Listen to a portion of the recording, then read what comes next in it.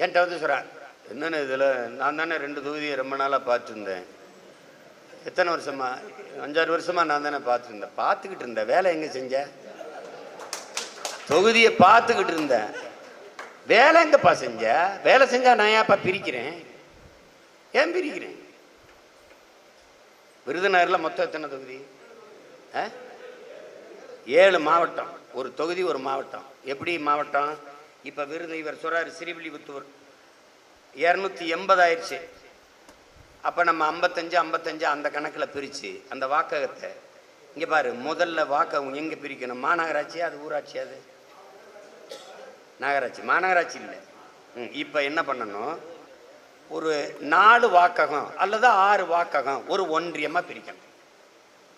இப்போ இருக்கிறவங்களை வச்சு முதல்ல 5 தொகுதி தலைமையே போடணும்.